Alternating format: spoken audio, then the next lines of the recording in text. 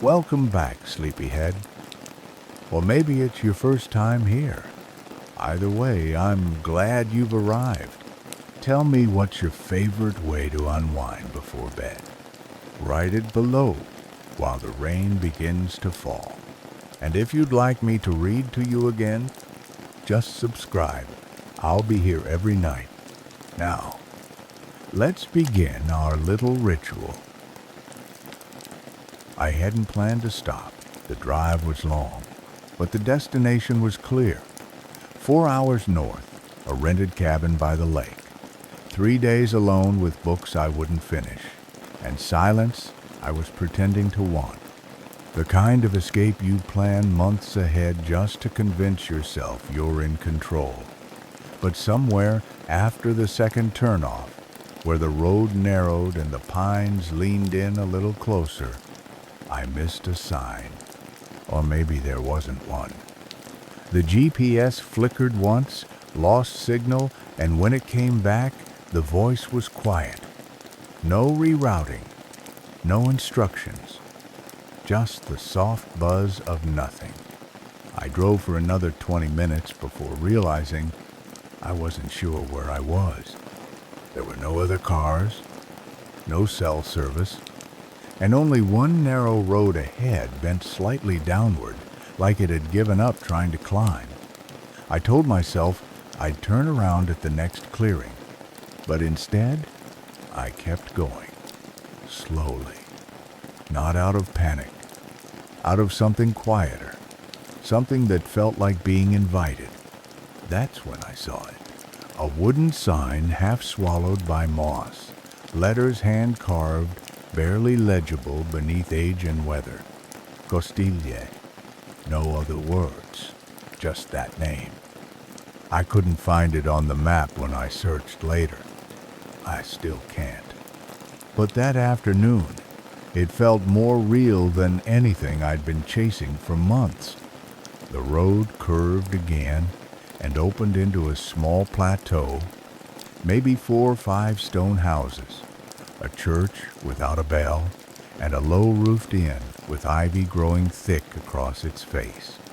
Everything about it looked like it had been there too long to leave. I pulled into the dirt lot. No signs, no hours posted. Just a narrow doorway and an old bench outside, where a man in a gray sweater sat with a cup in his hand, not looking at anything in particular. Inside, the air was warm, still, not stale kept. A woman stood behind the counter, tall and gentle, with hands that looked like they knew how to wait. I asked if there was a room. She nodded once, took a key off the wall, and handed it to me without asking my name. Upstairs, she said, 3rd on the left. The room was simple. Bed, window, old wooden desk, lamp with a string to pull. No TV, no clock. The walls were thick. The silence was heavy, but not uncomfortable.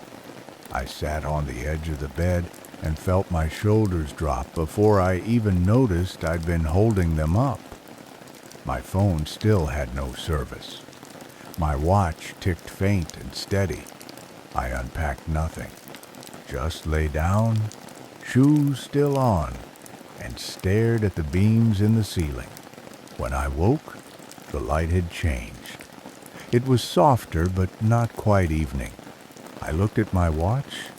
Still the same time as when I arrived. I frowned, checked my phone. Dead? Not surprising. I stepped to the window and looked out. The man in the gray sweater was still sitting on the bench. Same position, same cup. I remember wondering, had I really slept? Or had time simply chosen to rest with me? I went downstairs. The woman at the counter was now seated near the hearth, knitting, though there was no fire. She looked up as I passed and offered a quiet, kind look. Not curiosity, just welcome. Outside, The air had that high-altitude stillness, the kind that makes sound feel far away. I sat on the other end of the bench. The man said nothing. Neither did I. We just watched the wind move through the grass. After a while, he spoke, not facing me, just into the space between us. "It gets quieter here the longer you stay." I didn't ask what he meant. I just nodded. And somehow, that felt like the right answer. That night, I lay in bed and listened for something. I don't know what. Maybe the ticking of time. Maybe the creak of inevitability. But I heard nothing. Not even my own need to rush. And in that silence, right before sleep, I thought, maybe time doesn't pass here. Maybe it waits. The next morning didn't arrive. It simply was. I opened my eyes not to an alarm or the slow ache of daylight seeping through curtains, but to a soft, even glow that made everything in the room feel untimed. My body was rested, but I had no sense of how long I'd slept. My watch still ticked, but the hands pointed to the same hour they had yesterday. It didn't make sense, and I didn't argue with it. The window was open a crack. Cool air moved in quietly, brushing over the wooden floor like a whisper too light to carry meaning. I walked downstairs in socks, unsure whether I was heading to breakfast or simply to exist among people. The inn's dining room was empty, except for a kettle gently steaming on the stove and 3 mugs lying neatly beside it, as though placed there by someone who knew the future only softly. I poured myself tea, without asking if it was allowed. The woman wasn't at the counter, but her presence felt stitched into every surface, not watchful, just there. I took my mug to the bench outside again. The man in the gray sweater was gone. In his place, a much older woman sat with a cane propped beside her. She didn't look at me when I sat, but offered a small smile that felt less like greeting and more like acknowledgement, as if to say, "Yes, you're still here." I asked her softly, "What day is it?" She took a long breath, blinked slowly, and said, "Depends who's asking." I almost laughed. But it wasn't sarcasm. It was sincerity, a kind of answer that meant more than it said. So I nodded, and we sat in silence for what felt like an hour or 5 minutes. I stopped trying to measure it. The wind moved differently here. Not faster, not slower, just separately. I started to notice that the trees didn't sway in rhythm. The shadows didn't match the sun's position. Time wasn't broken in Gostilje, it had simply rearranged its loyalties. By the time I stood up, the sun had shifted again. I returned inside and asked the woman now back at the hearth if there was a place nearby to walk. She nodded. "Follow the path past the well. You'll find your way." I thanked her. No map, no further instructions, and I didn't feel the usual itch to ask how long the path was, or where it led. I simply stepped out into the grass and let my feet follow.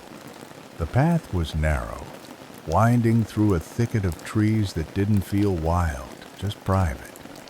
They didn't close in. They welcomed without embracing. After some time again, time I didn't try to name, I came upon a small clearing with a bench made from 2 flat stones and a piece of old wood. It wasn't placed there by accident. It belonged there. I sat, not to rest, just to stop walking. And as I sat, I realized I hadn't checked my phone. Not once. It was still in my bag, back in the room. No signal, no need. And the relief of it didn't feel dramatic. It felt true. I closed my eyes, listened to the distant hum of wind moving somewhere below the hill, and for a moment, only a moment, I forgot what it felt like to be rushed.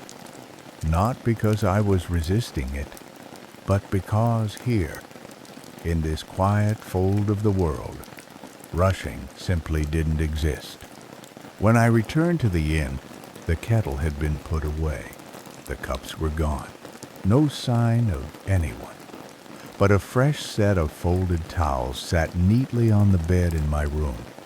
I hadn't asked for them. No one had knocked, and yet they were there.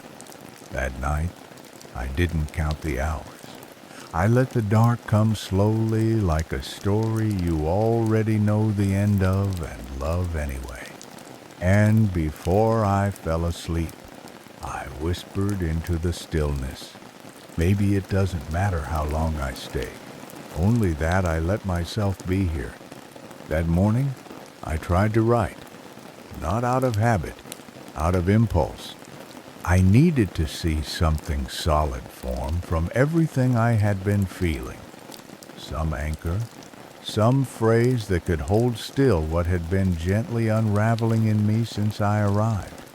I found paper in the drawer beside the bed, thick, slightly yellowed, with soft grain to it. The kind of paper meant for real thoughts, not lists, not reminders, something more permanent, something like truth. I sat at the desk, pulled the small lamp's cord until it glowed dimly, and stared at the blank page for longer than I'm comfortable admitting.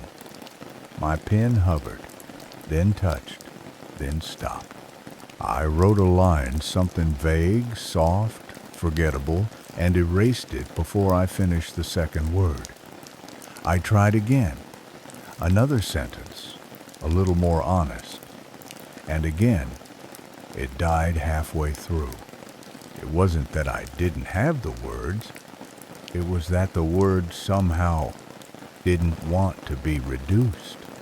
Here, in this place where time didn't press and silence didn't judge, I realized something I hadn't been willing to admit. Not everything meaningful needs to be captured. Some things are not meant to be recorded. They're meant to be felt and then allowed to pass. I let the paper stay blank. Not from failure, from respect. Instead, I stepped outside, barefoot. The stones beneath the porch were cool. The morning had a scent I couldn't name, like wet pine and distant baking, or perhaps simply like stillness in motion. The woman was sweeping the front steps, slowly, with a broom that looked older than both of us. She didn't speak. She nodded once as I passed, and I returned the gesture. That was enough. I walked the same path as the day before, but it looked slightly different, or maybe I was seeing differently. The trees had shifted in color, subtle hues, nothing dramatic. A leaf had fallen onto the bench, just one, perfectly centered. I brushed it away and sat, feeling the wood under my hands like it remembered everyone who had ever rested there. I let my thoughts wander. I didn't guide them. I didn't frame them. I didn't try to learn anything. And in that not trying, I learned more than I had in months.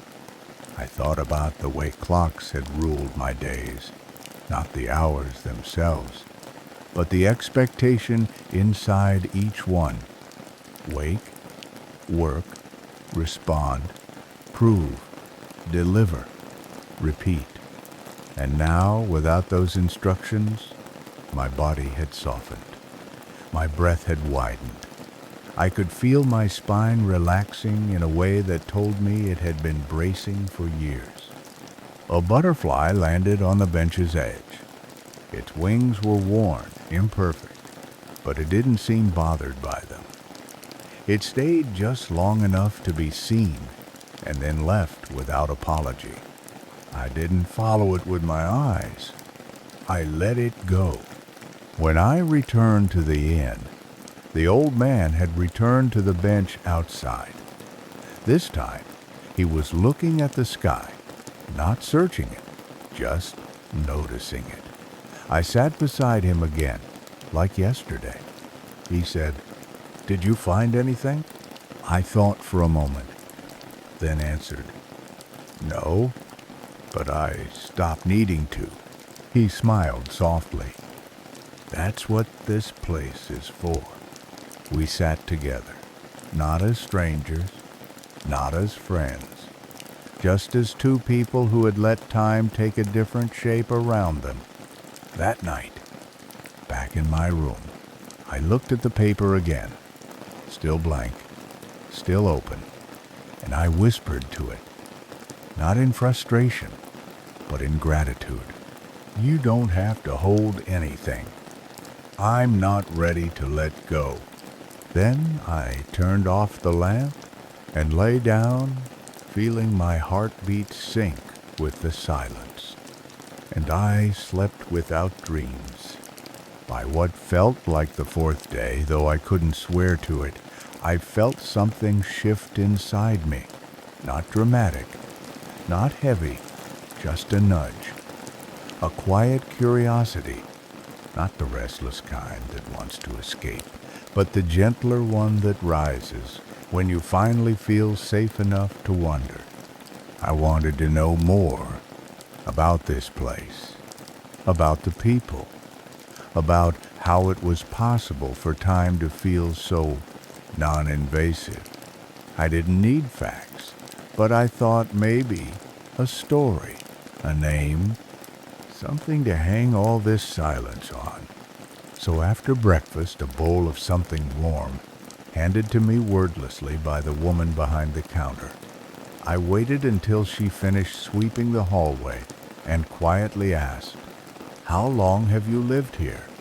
She didn't answer right away, just looked at me with a small tilt of the head, like she was deciding whether I meant what I asked or something deeper. Then she said, "Long enough that I stopped measuring." I smiled.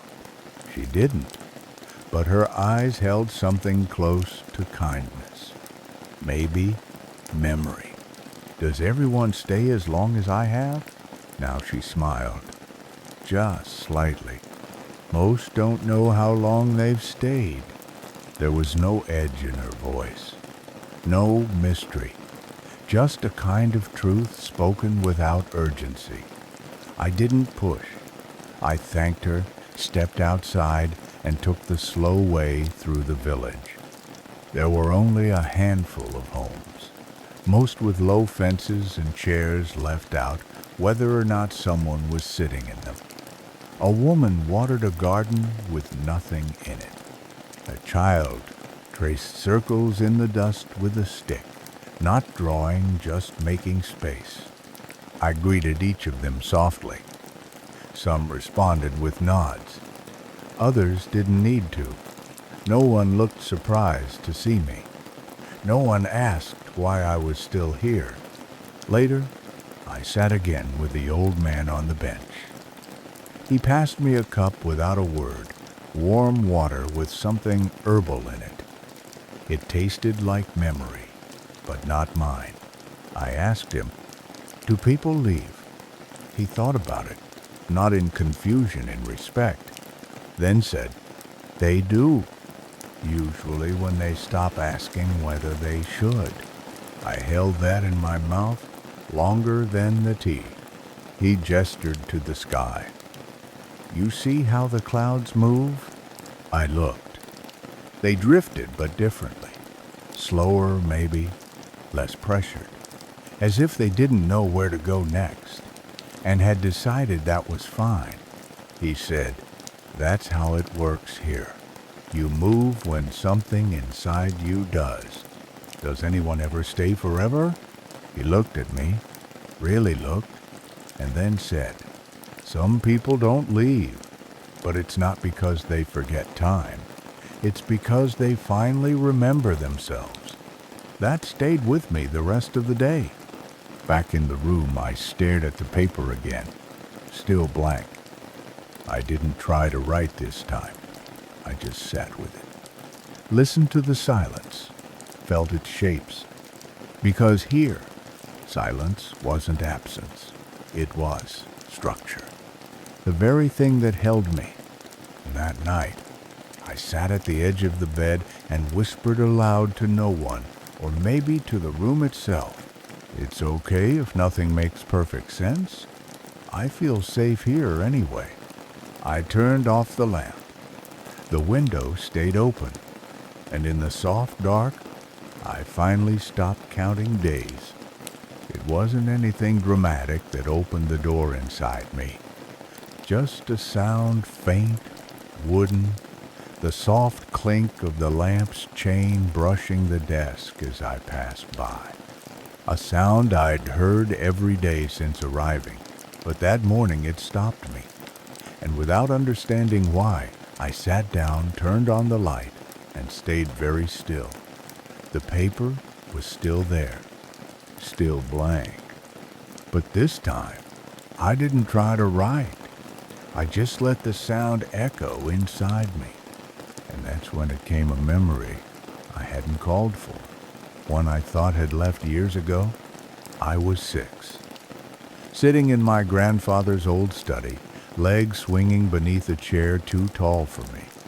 He was across the room, fixing something that didn't need fixing the way older men do when they need a reason to stay near someone.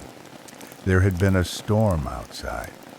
Soft rain tapping the windows like it wanted to come in, but not badly enough to insist. He told me, when the world's loud, sit still. The truth always waits for quiet. I hadn't remembered that line in decades.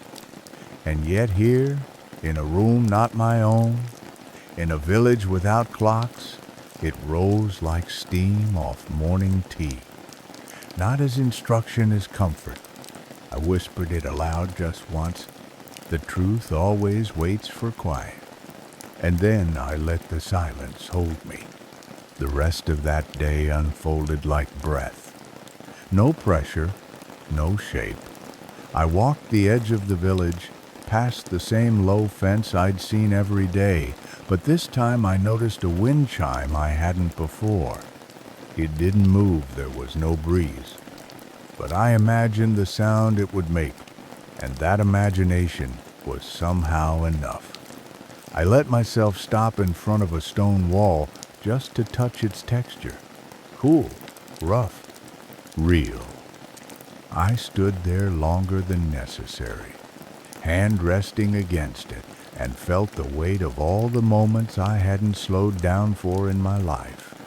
And yet, none of this felt like regret. Back in the room, I found myself not needing distraction. I didn't check my phone. I didn't reach for a book. I lay on the bed with the window open and just breathed. Long, even breaths. The kind that aren't deep by effort but by permission. That evening, I returned to the bench outside the inn. The man wasn't there. The bench was warm anyway. The sun had already dipped behind the hills, and the sky held that dusky violet that always looks more like a feeling than a color. The woman stepped outside with a folded blanket, placed it beside me, and said, "For your lap. It cools quickly here." She didn't wait for thanks. Just turned and walked slowly back inside. And I sat there, wrapped in that quiet, and thought about how no one here had ever asked me anything. Not where I came from, not what I did, not why I stayed. And in that space, I had begun gently, without drama, to ask myself. Not hard questions, just honest ones. Like, when did I last feel still like this? When did my own company become enough? What did I stop listening for because the world was too loud? I didn't write any of it down. I didn't need to, because, for the first time, the answers weren't ideas. They were me. And as I stood to go back inside, I looked at the hills, the sky, the grass that whispered in its own windless way, and felt the most surprising thought of all. I am no longer waiting for anything. I hadn't planned to leave anything. That wasn't why I came. If I'm being honest, I hadn't even known why I came, only that I was tired of everything that demanded to be measured. But that morning, as I stood in the small common room by the fireless hearth, something shifted in me. There was a shelf tucked low in the corner, not quite hidden, but easy to miss if you were moving quickly, which, of course, no one here did. It held a few worn books, some with no titles left on the spines. I reached for one at random, opened it without looking at the cover, and found a page halfway through marked with a dried leaf. There was writing in the margins, faint, penciled, delicate, not a message, just a sentence. You made it farther than you think. I read it 3 times. My throat tightened a little, but not with sadness, with understanding. I turned the page and found more here and there, scattered across the second half of the book. It's okay not to know the next step.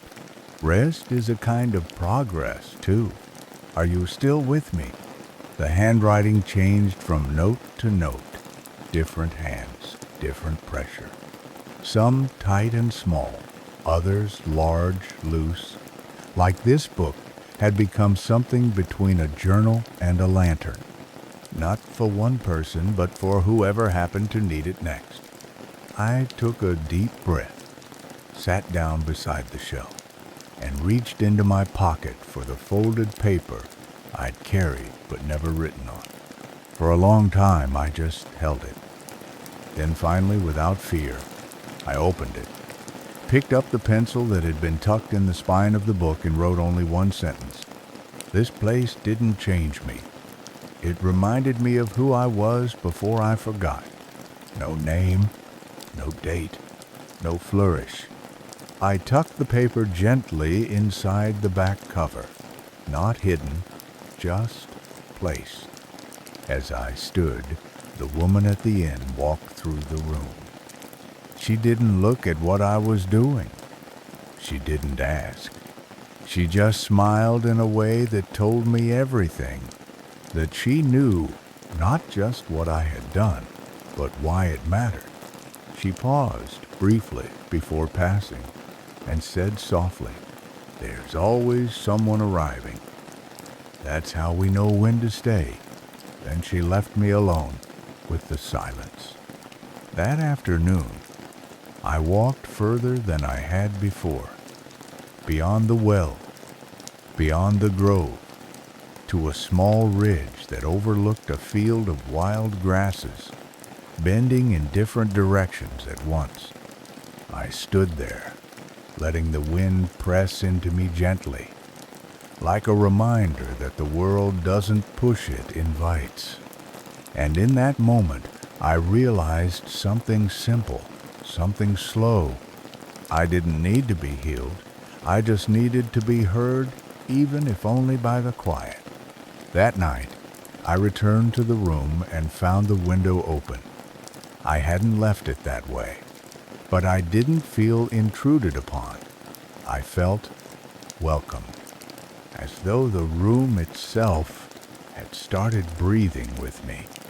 I sat by the desk, lit the lamp, didn't touch the paper, and whispered, almost without thinking, "If you're reading this in your own way, whoever you are, wherever you are, it's okay to take your time." I let the light stay on while I fell asleep. I woke up before the light, not startled, just awake, present. The kind of waking that doesn't come from noise or alarm, but from a deep, steady knowing that it's time to move. not to leave something behind, just time to move. I didn't reach for my phone. I didn't look at my watch. They meant nothing here. They wouldn't mean much after either. I sat at the edge of the bed and let my feet find the floor, felt the coolness of it ground me, and stayed still for a while. No rush, just breath. And in that breath, I realized I was no longer afraid of going back. Not because everything outside would be different, but because I was. I packed slowly, which didn't take long, because I'd barely unpacked anything. Somehow that felt poetic. I had arrived heavy, but carrying little. Now I was leaving light, carrying everything that mattered, and none of it in my hands. The notebook I had left blank went back into my bag untouched, not out of failure, out of respect. Some pages are meant to stay unwritten. They carry what we feel in their silence. Downstairs, the inn was still. The light in the common room was low and warm, though I hadn't seen anyone light the lamp. The shelf of books looked the same. I didn't reach for the one I had written in. I already knew it would be waiting for someone else. Outside, the air had that strange calm that comes just before the sky begins to brighten, as if even the earth holds its breath in those minutes, not because it's unsure, but because it's sacred. The woman stood by the steps, as if she'd known the exact moment I would come down. She didn't say goodbye. She didn't need to. Instead, she said softly, "Take it with you." And I knew exactly what she meant. I nodded, almost bowed, not from politeness, but from something quieter, something like gratitude for being given back to myself. I didn't drive away immediately. I walked first, one more time, down the dirt path, past the well, into the grove. At the bench, I sat without agenda. I listened to the same quiet wind, watched the trees still not quite swaying, and thought, this won't disappear when I go, because the truth was clear now. Ghostillier doesn't hold you. It reminds you how to hold yourself. I closed my eyes, and for the first time in a very long while, I said inwardly, not as a wish, not as a need, but as a soft fact, I'm okay now.